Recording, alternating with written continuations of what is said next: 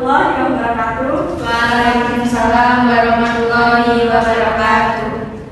Perkenalkan, nama saya Luciana Salsabila sebagai moderator pada seminar kita kali ini yang bertema pembuatan surat puasa. Tentu saya kali ini tidak sendiri karena akan ada narasumber yang merupakan seorang advokat sekaligus pemberi bantuan hukum yang berasal dari lembaga bantuan hukum Sinar Law, yaitu Ibu Siti Munawaroh, yang akan hadir bersama kita di sini untuk membahas mengenai bagaimana sih cara membuat surat puasa yang baik dan benar. Sebelumnya saya akan membacakan CV dari beliau.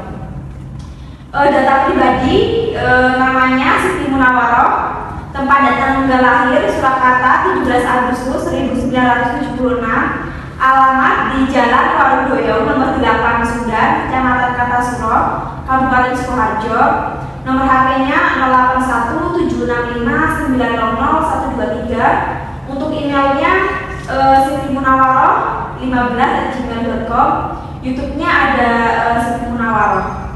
Kemudian pendidikannya itu tahun 1999 lulus sebagai sarjana hukum di Universitas Negeri Islam Sunan Kalijaga, Yogyakarta.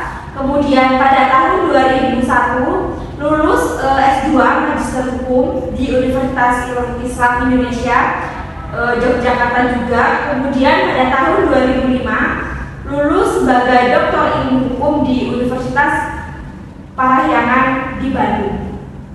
Kemudian pekerjaannya saat ini itu ada di sebagai dosen Universitas Islam Negeri Radin Masaya Surakarta.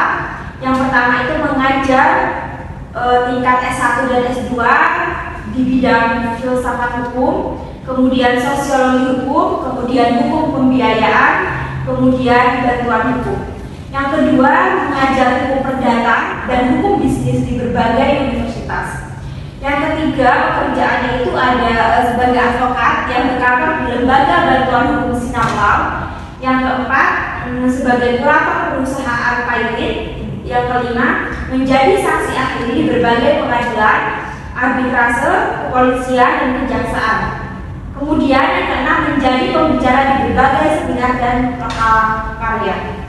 Kemudian publikasi bukunya antara lain yang pertama itu Profesi Mulia, yang bertema etika profesi bagi lawyer, hakim, jaksa, notaris, dan kurator payung. Kemudian perbuatan melawan hukum, pendekatan kontemporer. Yang ketiga teori hukum pembuktian. Yang keempat bantuan hukum, dan lain-lain. Langsung saja kita persilahkan Ibu Siti Munawaroh memasuki ruangan.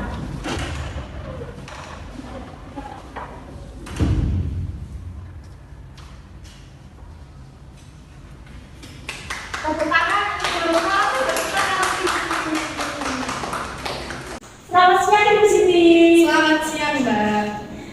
Terima kasih sudah meluangkan waktunya untuk acara kali ini, di mana Ibu Siti di sini akan membahas atau membantu memberdayakan masyarakat dalam memberikan pemahaman mengenai bagaimana sih cara membuat suatu hukum yang baik dan benar itu. Ya, sebuah kehormatan bagi saya juga bisa diundang di sini, dan tentunya saya sangat senang karena bisa mengedukasi masyarakat sekalian dalam pemberian pemahaman terkait bantuan hukum, khususnya tata cara pembuatan surat puasa seperti itu.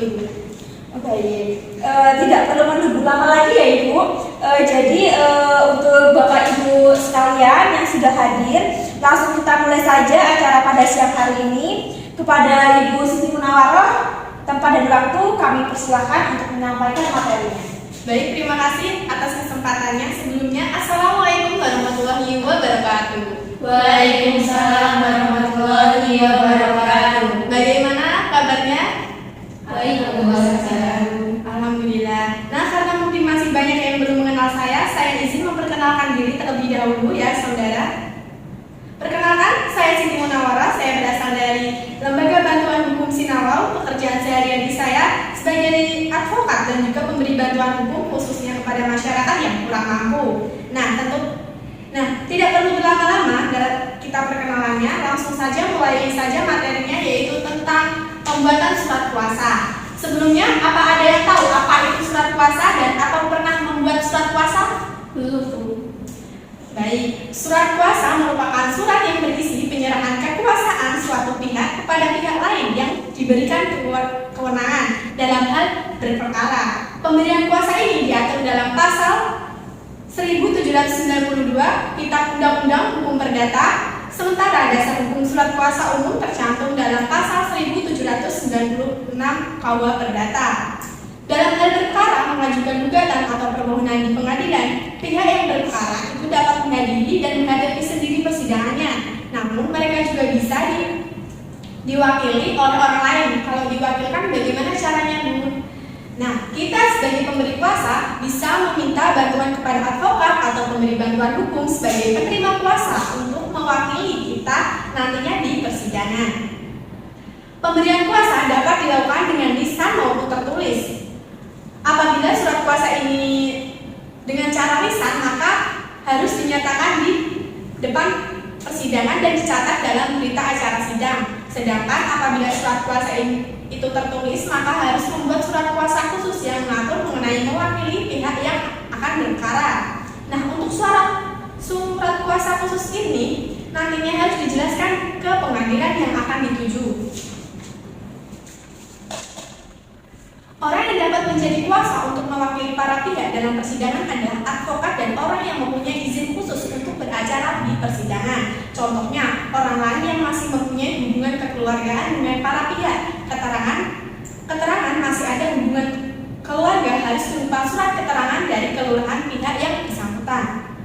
Pemberian kuasa dapat diberikan untuk mewakili para pihak pengadilan tingkat pertama saja dan boleh memberikan kuasanya sampai pengadilan tingkat kasasi atau bahkan sampai selesainya perkara. Pemberian kuasa dapat dilakukan sebelum sidang maupun pada waktu sidang berjalan. Dengan pemberian kuasa ini tidak menutup kemungkinan hakim untuk memerintahkan para pihak yang bersangkutan untuk hadir sendiri dalam persidangan. Contohnya seperti untuk keperluan sumpah. Nah, dalam hal ini terdapat beberapa jenis surat kuasa. Yang pertama ada surat kuasa resmi, merupakan surat kuasa yang bersifat formal. Umumnya, surat kuasa jenis ini diterbitkan oleh suatu lembaga, instansi pemerintah maupun perusahaan. Surat ini dibuat sebagai bentuk penyerahan kuasa kepada staf maupun karyawan demi kepentingan instansi maupun perusahaan. Surat kuasa ini ditandai dengan adanya kod dan nomor surat di bagian atas. Surat yang kedua ada surat kuasa pribadi. Surat kuasa ini yang bersifatnya non formal, yang diterbitkan oleh pribadi. Surat kuasa ini biasanya juga digunakan untuk keperluan yang sifatnya pribadi, seperti penyerahan kuasa pengambilan uang, pengambilan dokumen, dan lain sebagainya. Yang ketiga ada surat kuasa istimewa, merupakan diterbitkan atas nama pribadi, namun surat kuasa istimewa ini bersifat limitatif, yang artinya terbatas untuk suatu tindakan yang sangat penting. Surat kuasa istimewa merupakan akta notaris yang dimana orang yang terlibat harus diambil sumpahnya terlebih dahulu. Biasanya surat kuasa istimewa digunakan oleh para pihak yang menjerat masalah hukum ke pihak pengacara maupun lembaga hukum. Yang keempat, surat kuasa insidentil. Umumnya surat kuasa insidentil digunakan untuk hal-hal yang berdasarkan insiden atau peristiwa surat kejadian listrik. Juga biasanya disebut antara pemberi listrik dengan penerima listrik yang masih memiliki hubungan saudara. Contohnya, surat kuasa insidentil adalah pengajuan untuk berbicara di pengadilan. Perlu diketahui, setelah memberikan surat kuasa, maka pemberi kuasa tidak dapat membuat lagi selama setahun ke belakang.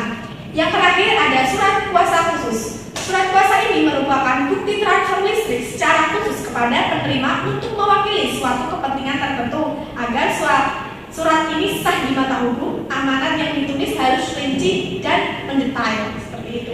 Sebelum kita membuat surat kuasa, kita perlu memahami hal-hal yang perlu diperhatikan dalam pembuatannya. Ada 3. Yang pertama ada pilih orang yang dipercaya. Pemberian kuasa merupakan hal yang krusial atau penting karena terkait dengan wewenang yang dimiliki nilai besar. Maka dari itu Anda perlu memilih orang yang tepat yang bisa bisa Anda percayai untuk melakukannya. Dengan begitu, Anda bisa terhindar dari hal-hal yang buruk seperti merebut kuasa. Yang kedua, bawa dokumen. Biasanya ketika mengurus suatu hal dengan membuat surat kuasa memerlukan dokumen asli sebagai bagian dari proses verifikasi. Selain itu, hal itu juga bertujuan untuk mencegah kesalahan data maupun miliknya. Yang ketiga, cap atau materai. Materai merupakan bahwa surat kuasa itu sudah sah di mata hukum dan pengadilan. Dengan begitu, kamu bisa menghadiri kemungkinan buruk seperti penyelewengan kuasa. Lalu, hal-hal wajib yang harus termuat dalam surat kuasa adalah yang pertama, identitas pemberi kuasa dan penerima kuasa yang memuat nama, alamat, umur, agama, pekerjaan, dan kewarganegaraan. Yang kedua, hal-hal yang harus dikuasakan seperti kedudukan para pihak sebagai penggugat dan tergugat, nomor perkara, dan di mana pengadilan yang akan dituju. Yang ketiga, hak yang diberikan kepada penerima kuasa. Yang keempat, hak substitusi untuk keseluruhannya atau sebagian. Yang kelima, ada hak retensi. Yang keenam, tempat dan tanggal surat yang dibuat. Yang terakhir, tanda tangan pemberi kuasa di atas materai yang cukup dan tanda tangan penerima kuasa. Lalu sebenarnya apa sih fungsi surat kuasa? Surat kuasa ini berfungsi sebagai bukti yang sah permintaan hak dan kewajiban seorang pemberi kuasa pada pihak penerima kuasa tersebut. Nah, itu tadi materi yang dapat saya sampaikan mengenai surat kuasa.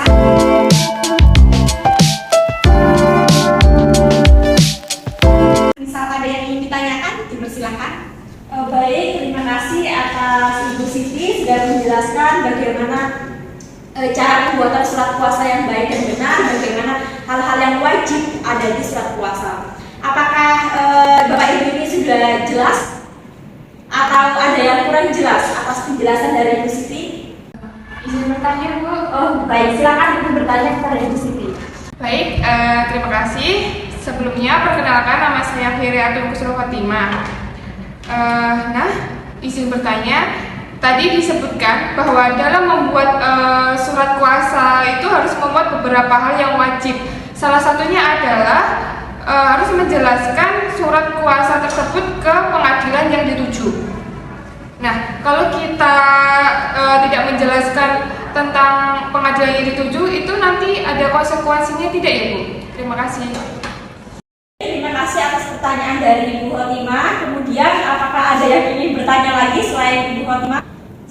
Saya, Bu, izin bertanya. Sebelumnya, perkenalkan nama saya Reza Sefriadin Abadi. Saya ingin bertanya, apa boleh semisal surat kuasa tersebut dicabut sepihak oleh pemberi kuasa ya, Bu? Terima kasih, Bu. Masih pertanyaan yang kedua. Kemudian, apakah ada yang ingin bertanya lagi? Ini dibuka satu lagi pertanyaan. Saya, Bu. Baik, silakan. Saya, Bu, perkenalkan nama saya Anatul Wahyuningsih. Izin bertanya. Tadi juga sudah dijelaskan bahwa tidak ada kewajiban saat mengajukan gugatan menggunakan kuasa hukum, dan penggugat itu juga boleh mengajukan gugatannya sendiri. Lalu bagaimana jika saat proses pengadilan sudah berjalan lalu pihak penggugat itu berhalangan hadir dalam persidangan atau tidak memiliki waktu untuk melakukan proses acara di pengadilan? Dapatkah pihak penggugat menunjuk kuasa hukum saat proses perkara di pengadilan berjalan walaupun sebelumnya tidak ada kuasa hukum yang ditunjuk, Bu? Terima kasih. Baik, terima kasih atas 3 pertanyaan dari ibu-ibu yang sudah hadir di seminar ini. Sekarang saya persilakan untuk narasumber untuk menjawab ketiga pertanyaan tersebut. Silakan. Baik, untuk pertanyaan pertama tadi, apa konsekuensi apabila tidak menjelaskan surat kuasa kepada pengadilan yang dituju ya, Bu ya?